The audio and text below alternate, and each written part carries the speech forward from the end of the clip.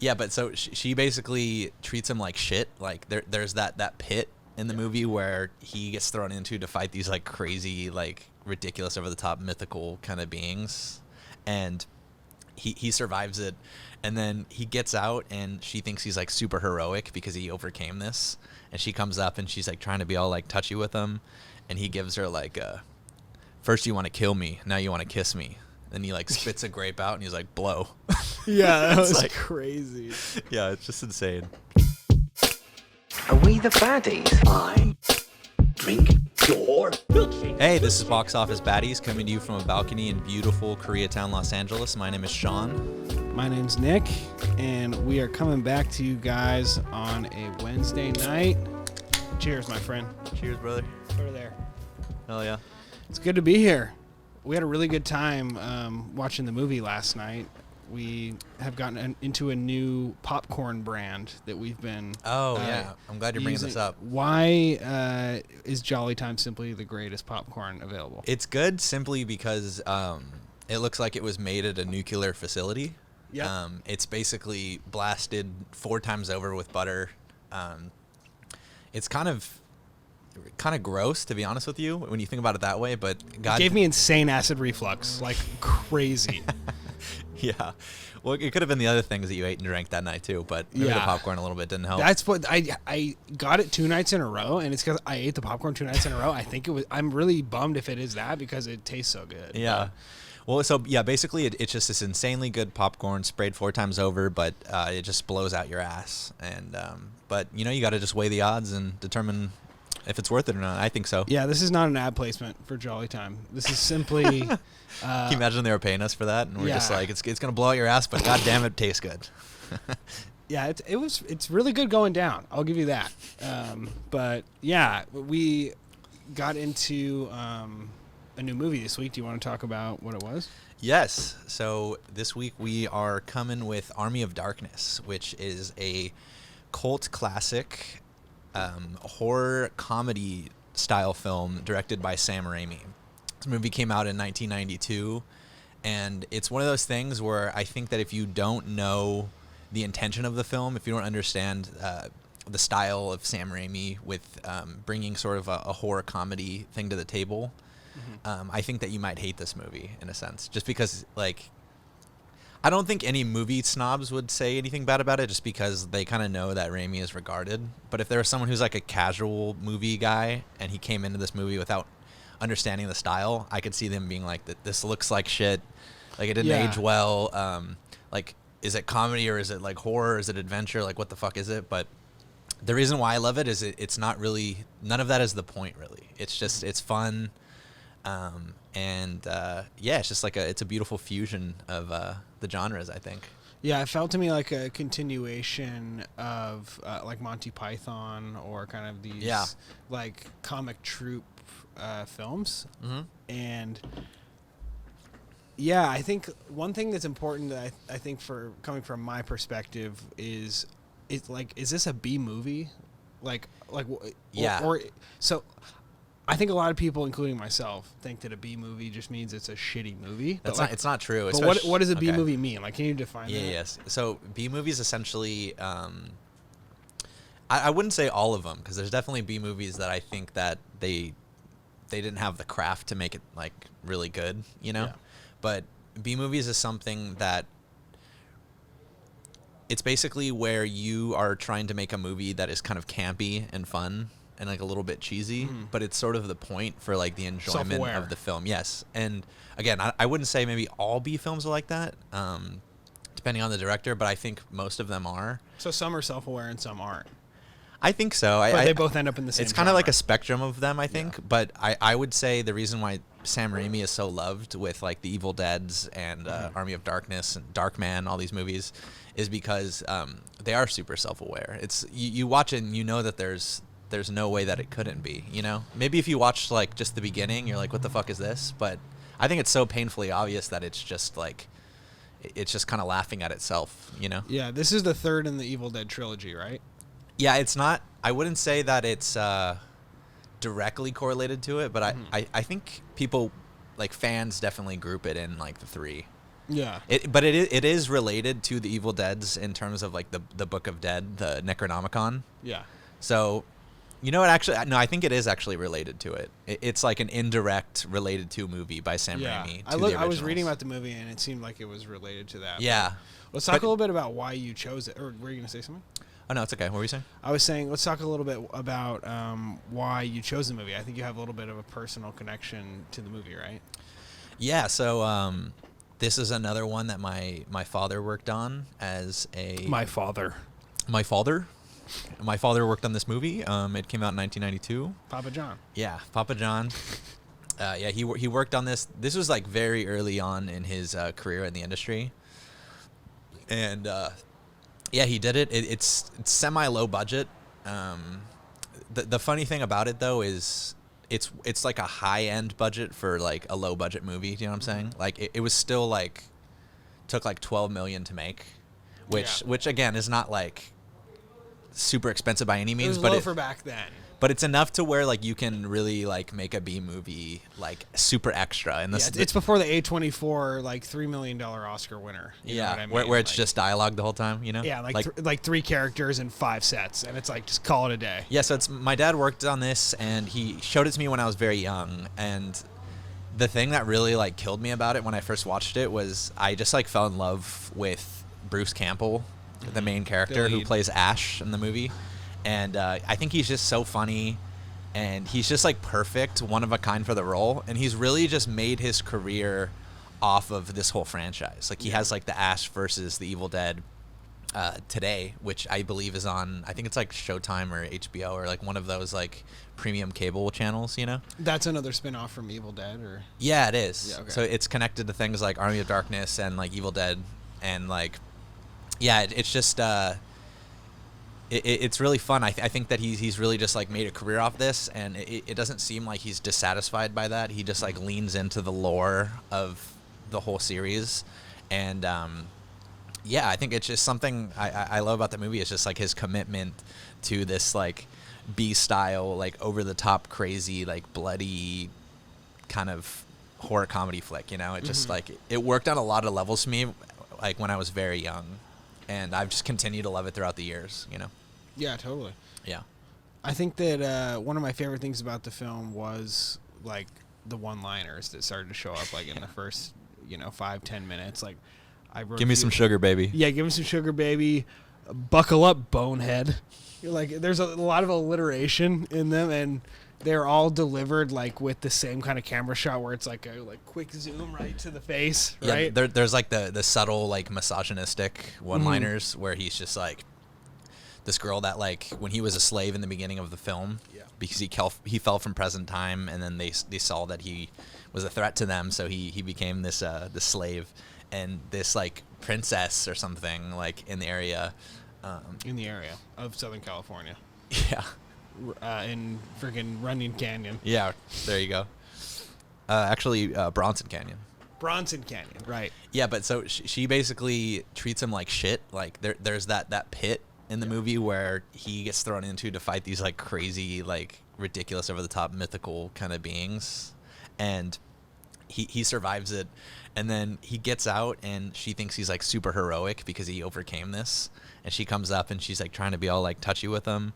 And he gives her like, first you want to kill me, now you want to kiss me. Then he like spits a grape out and he's like, blow. Yeah, that was like crazy. Yeah, it's just insane. Yeah, that's a wild line. One thing that was also we were joking about the whole time was this movie was obviously shot in Southern California. It's so obvious, like a very like low to mid tier like Hollywood expense, you know what I'm saying? Yeah, in the beginning of the movie, I was saying it looked like Santa Clarita to me, kind of like near the past the valley, near Grapevine kind of thing. Yeah, kind of between like Valley, Grapevine. But we actually did a little bit of digging, and like Sean said, it was in Bronson Canyon that it was shot. I looked up on Yelp, just like Bronson Canyon, and some photos looked exactly like some of the sets. I think there was a lot of like Clint Eastwood kind of spaghetti western shot out there too, like based on the way I was looking. So I think that's a great spirit of the B movie taste. It's like they're shooting it in a place where they have the resources to do kind of a shitty green screen drop or something else to make it look like they're somewhere else, but they're like, no, let's leave the backdrop of Southern California to kind of like bring that self-awareness to it. For sure. Yeah. But yeah, I think that another thing I really love about it is like along with like the campiness of it and the B thing, you can tell that it wasn't just like styled as like a stereotypical B movie. Like it looked very comic booky to me.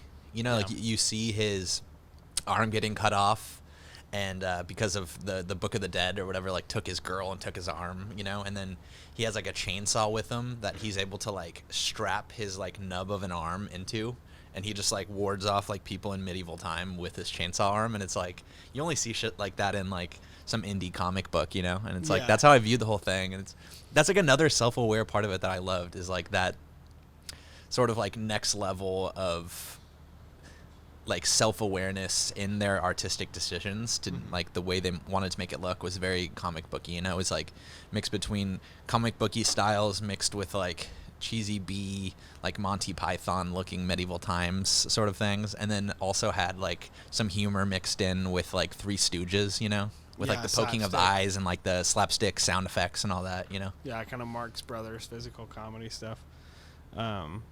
Yeah, like with the boomstick too, you know, like when he's like, "This is my boomstick," and he shoots it like 5 times, and it's a double barrel shotgun. Like, you know, it's just boom, boom, boom, boom. It's just completely. There's no way he could have that many shotgun shells. Yeah, it was incredible. He's like, "This is like a Cobalt Remington steel from S-Mart." Yeah, I think Shop S-Mart. Another thing with the comedy that I thought worked, made it work really well was that it would, when they'd be doing this kind of stupid conversational slapstick comedy, it would get to the point where everything else was silent, and it was kind of relying on like the awkward silence of everything. And it felt like through the whole movie, you know, they'd be in a set with 150 actors in a village, and it would just like go silent while this guy is doing this kind of strange comedy-ish monologue to where you're like, what is even it reminded me of like the Kyle videos on YouTube and all that stuff. Kind of like the silence of getting in your head. Yeah, exactly. There's that silence, and he's talking to like it's supposed to be their figurative interpretation of King Henry, right? And he's just like he's like, "Man, you ain't leading but Jack and shit, and Jack left town," like shit like that. It's just so beautiful, you know. Yeah, or like your shoes untied. It's like, they didn't have fucking shoelaces on their shoes back then, you know. Yeah, there were no shoes. That's so sad. Yeah, the projector shots were like so. Oh, I know. They're so cringe. It's like, so rough. The other ones, for some reason, like work because we know that they're bad. I mean, they're all bad shots, but some of the bad shots we actually look at them like, oh, it's fun. It's like campy bad, but somehow those projector shots like aren't campy. They're just bad. When there's like the little miniature versions of him that are torturing him. Yeah, the miniatures got crazy. Well, yeah, but it's fun though, and I think when you watch a movie like that, you can't even critique it. Like I think that's like the amazing loophole of like B movie culture. Is that you don't get away with anything. Exactly. Like you get away with all of it, and like you can't judge it, or you're like an ass. Like someone will turn to you and be like, "Don't you know? Like that's like the reason. Like that's the thing they're trying to do." Right. And so it's like, I don't know. It's kind of like a win-win for the filmmaker, you know. But I think another thing that people, including myself, when I remember hearing about The Evil Dead, and I always liked horror growing up. And I remember watching it, and not really getting it at all, and just be like, what is like going on? Like, why is this so liked? Like, why is this guy so heavily regarded? But you get older. Sam Raimi? Yeah, Sam Raimi. And you get older, and you start to like see that instead of using like tons of dollars to create these either like insane like special effects or like all the things that go into these big movies making them great in these horror films, you see that they have to rely on the art of like handmade practical effects, you know? And so I think that I started to understand that, and it really made me appreciate that there's a lot more under the hood with movies like this, because you just see these practical effects and you're like, damn, like this must have taken so long to do. Like it's so cheesy, but there's something so enjoyable added on to the movie itself to just be like, fuck yeah, like these blood and guts that they created was all just like some weird makeup person, like they in the Evil Dead movies, they made like the blood and guts like on the floor. They made them out of like crazy shit, like fruits and like mixtures of weird concoctions. And I think that's what people love about 80s horror. That's why like big film nuts, like they love 80s shit. It's because it's all practical, and there's that respect there for filmmaking. I think that's why I like a lot of 80s like blockbusters so much, is because it's a combination of what you're saying and like what I like with the like Indiana Jones, with like the, you know, that the like the classic boulder scene where he's chasing it, right? Like that's a real thing. It wasn't a boulder, but it was this giant plaster thing that they built, and they built that whole thing. He's like, everything is real rather than it being like, you know, Avatar, these things where it's this combined CG. There's something that's lost, and even if it looks better, there's something about like the craftsmanship and the intent of the. God bless Koreatown. Wow. That guy's got a big old hog on him. Yeah, I think that's a 2013 Suzuki RX. Suzuki? 17.79? Yeah, I think you're spot on with that. Okay, moving on. But what were we talking about? You were just talking about the special effects, like how something's lost, but you love like people like Spielberg and things like that. Yeah. Well, I mean, I what that point you made took me to Indiana Jones, but practical effects are amazing. You can just see like all the love that the filmmakers have in them, much more than you see like in a computer generated version. Here's the thing though.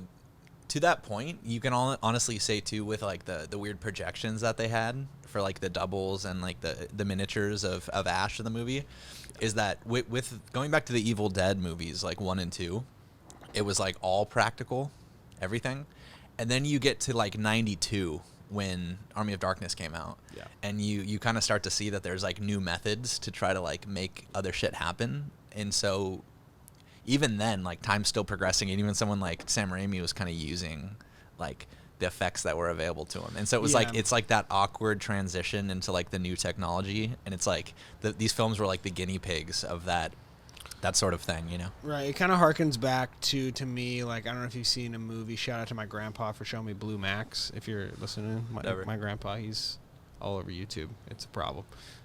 But love you, grandpa. But he loves this movie, The Blue Max, and that's a lot of the shots in it. They're like the classic, like 50s cockpit shots of, you know, like the dog fights. Yeah. And that's what they would do for those. Is what it would be like, as if they were flying. They would have someone kind of like shaking like a background behind them, like while they're in a real cockpit that's kind of cut out the back. Yeah.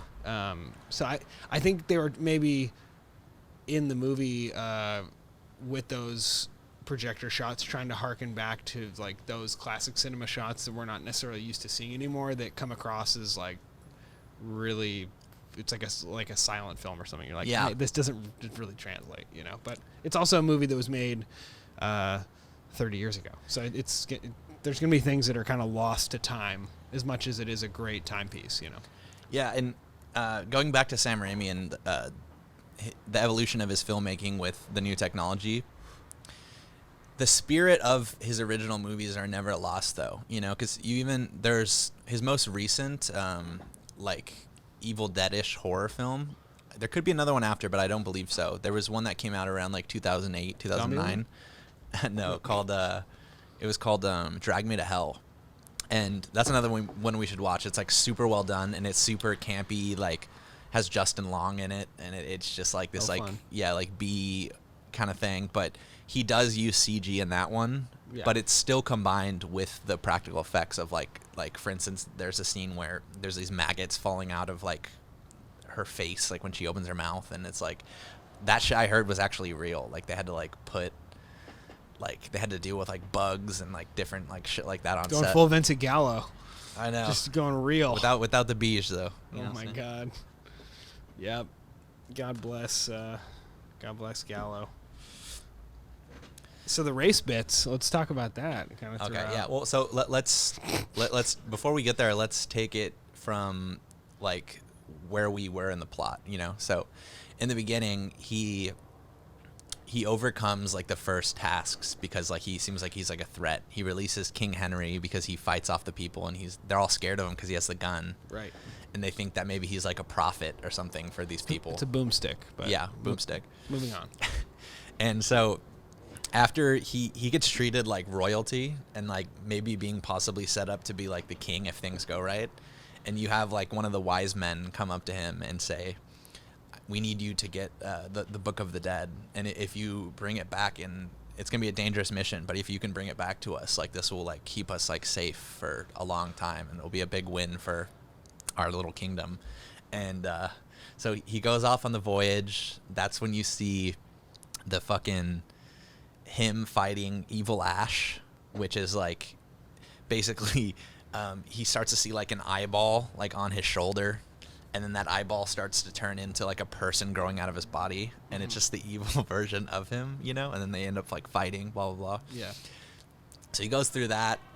At the same time, he's fighting miniatures of himself that like tie him down with like these crazy ropes and shit to like. Yeah, the scene's a handful. Yeah, and so after that, getting back to like the race bit, he goes up and he sees these 3 books that are just like sitting like on these like platforms, kind of similar to like first place, second place, third place, different levels. And he's like, fuck, like which book am I supposed to bring back? And all he knows is that one of the wise men said when he needed to get there, he had to recite the term Klaatu Verata Niktu. And like the wise man's like, you have to say it right once you like get the book, because if not, like it has terrible consequences. So he goes up, picks up the first book, and he gets like sucked in this really like hilarious B movie thing. Like he gets sucked into the book, and he comes out with like this crazy elongated face. It's really ridiculous. Yeah, it kind of reminds me of The Mask. Yeah, definitely. And then he ends up grabbing the second book, and he sees this. His hand gets caught like in the mouth of the book, and the book starts flying and like attacking him, and that's super funny. And then he gets to the third and final one, and he's like, all right, like this is definitely the book. And he goes up, and they make his voice like all godlike, and he's like, Klaatu Verata, and then he's not really sure like what the last word was, and he just goes like, N-word, N-word, definitely an N-word. And we're like, uh-oh. Yeah, that's where it got a little got a little dated, but it made me laugh though. So yeah, and so he ends up kind of like forgetting that last word, and he's like, Klaatu Verata, and it like gets like gargled out, and me and Nick are like, uh-oh. yeah, it's a little it's a little too close to call. As an umpire would say about a collision at home plate. I'd call that a collision at home plate if I've ever seen one. Definitely in cinema, you know, for sure. But he slides into home plate, the ball flies out, and he ends up getting the book and taking it back. And because he recited it wrong, he starts to realize that there's like these massive storms that start erupting because of the fact that he didn't recite the phrase correctly when he got the book. And so this leads to evil Ash, who he had to kill, the version of himself that came out of him, turns into this like warlord that like conjures the spirits of like the evil dead out of the ground, and it becomes his army. And so Ash comes back, gives the book to the wise men. He's like, I did it. And he's like, are you sure you said it right? And he's like, I might have not said every single word correctly, you know? Mm-hmm. And then that kind of leads to the whole like war sequence between the normal kingdom and the evil kingdom. And how do you feel about the movie once it gets there? I liked, it was obviously very campy, where the skeletons it almost looks like they're like stop motion or something. Yeah. Animation, but it's digital, but it worked in this cool way that was corny, but they really reminded me of the zombies in Thriller, the way that they moved. Mm-hmm. So like I wonder if there's some sort of, it might have been, it could have been, you know, the same crew of people or the same technology used. It seemed like there was definitely a crossover there from what I was seeing. Totally. Yeah, and this is actually like the one critique, even though it is a B film and it has that kind of loophole that it can't really get grilled for. But I felt like the pacing of the movie got weird for me once the war started happening. Like I always remember watching the movie, and I kind of got like a little bit more or a little less interested in the movie once it got towards the war thing. It's still fun. It's great all the way through, but it's like that lead up of him like being in the kingdom and like surprising them with his gun, and they're like fighting his car like it's a dragon with swords. Like that shit's so funny to me, you know? Yeah. And I don't know, it's still fun all the way through, but you get to the war, and you just have this all out like almost like steampunk looking like fucking fight scene. You know what I mean? Mm-hmm. Yeah, it's fucking hilarious. Yeah, it was very like Burning Man vehicle vibes. Yeah, like the car was like. It had like swords on the front of it, or like these like sticks moving as like a propeller, and like they were just like slicing people, and it had all these like modifications they put on the car. It's like so funny, you know. Mm-hmm. Yeah, the ending was definitely cheesy, but Oh, and by the way, that's another link back to the original Evil Dead movies. Is that car when they arrived to the cabin in that movie? Like that's the car that he's driving. So that's like a fun callback to the originals. yeah, I liked that after that battle scene, it kind of cut back to real life, you know, where, remind me the name of the main character. Ash. Yeah, when Ash is back in the department store working, and then the, like, demon lady kind of ends up showing, it kind of brings the whole movie full circle. I thought they were just going to sign off with him back in the department store. Yeah, when he's telling the Back story to about, life. he's like, I could have been king, Yeah, yeah. but I left. He's like, I belong here. It reminded me of like Uncle Rico in Napoleon Dynamite, where he's like, if they would have put me in, man, like I could have won state. we could have won state. I'd be living in a mansion somewhere. Just Yeah. it's such an iconic scene. Like, they're just out in like some hodunk trailer pitch, like in the middle of nowhere in a desert, and but I could throw one over them mountains. Yeah. Incredible. For sure, man. Well, do you want to hear some fun facts about this movie? Yeah, hit me. Okay. So, I have a fun fact actually to kind of round it out when you're done. So the movie, there was some longer titles. There was like all these revisions that they wanted originally, and one of them was it was going to be Bruce Campbell versus the Army of Darkness. Okay.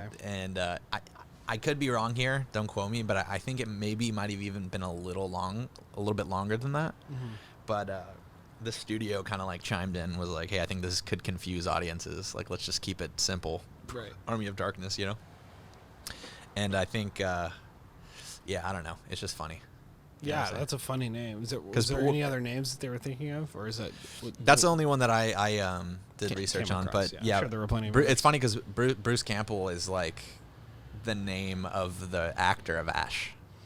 Yeah. Do you know what I mean? So it's kind of just like this weird like fourth wall break or whatever the fuck. What do you like? What do you think could have been some other possible names?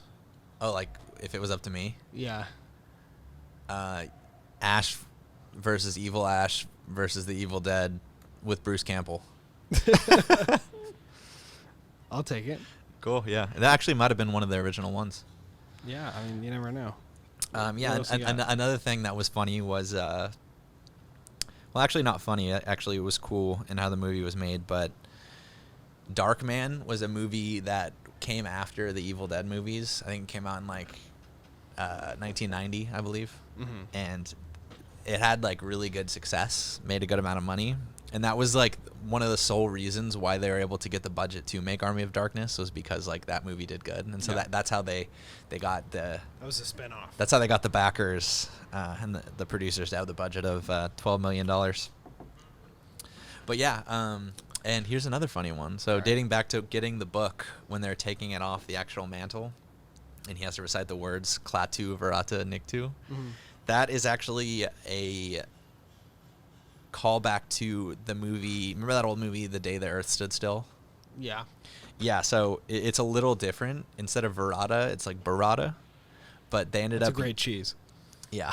Yeah. But yeah. Shout out to Barata. You love that shit. I dude. got sick off that last week, but Yep, you it puked was, quite a bit. It was worth every bite. But yeah, they said that's like a callback to that, and I think that term in that movie was to like keep the peace, like with the people that were like the shit that was going on with the Earth, and trying to figure that out. But yeah, dude. What else? Do you have anything else that you want to add about the movie that you? I mean, I really got enjoyed? one more fun fact to round us out, I think, here, is that Sean is actually wearing an original piece of merch from the film. Oh, yeah, It was Forgot copped about this. by Papa John himself. my daddy. Why don't you? I think we have the focus to where. I'll put it up here by the mic. Yeah, or just turn around. Just give us a taste, dude. Come on. Alrighty, I'm gonna stand up. Turn that ass around. Oh yeah. Okay. You gotta come down a little bit here. Come down. Oh, you see that, everybody? Army of Darkness. What else does it say? It says AD 1991, which is when it was shot. Yep, came out in 92.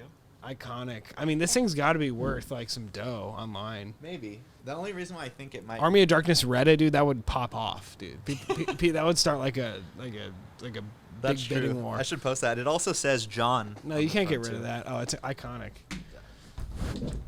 Yeah, John's a legend, man. He's worked on like some really dope shit. He's. Uh-oh. What was that? Just came off the mic. What was it? That's just the knob. It's all good. Oh, our stuff's falling apart. I think that means we're time to wrap it up. No. But yeah, man, Papa John worked on this. It was he put a lot of like blue collar work in the industry, you know, just fucking rigging, putting his time in, and fucking blood, sweat, and tears, baby. Yeah, and I'm glad he was able to show me this movie, and yeah, I'm excited. Yeah, it was a good time, man. I'm really glad we got to do this one. All right, I want you to lead me out.